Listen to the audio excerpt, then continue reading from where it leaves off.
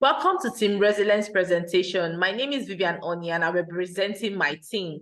Our presentation is on resilient greenhouse application.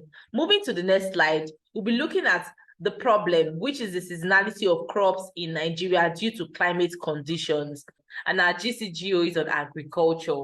Why, you may ask? Resolving the issue of limited tomatoes and pepper supply is critical for guaranteeing a constant and diverse food supply. Imagine a farmer with medium knowledge and use of technology that has a big farmland can only grow one or two types of crops due to seasonality.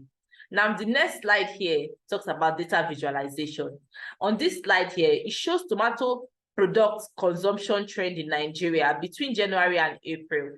Supply of fresh tomatoes is high, and thus consumers rarely use other tomato products. However, from April to September, the supply of fresh tomatoes drastically declines, representing the off-season period. If we look at September and November, we'll see that both imports and fresh tomato supply decreases, while towards the end of the year, importation of tomato paste increase due to the low supply of fresh tomatoes. The quantity of tomato and pepper produced from the greenhouse, it still maintains its quantity all through the year. Now, moving to the next is that the greenhouses provide protection against adverse weather conditions, pests, and diseases, allowing for year-round cultivation of crops. Now, the next slide looks at the benefits of the greenhouse technology, in which tomatoes grown in greenhouses have been found to have higher nutritional value and better taste compared to those grown in open fields. Now, the next slide here is the proposed solution, which is our application. We allow farmers access, monitor, and control the operation of a greenhouse.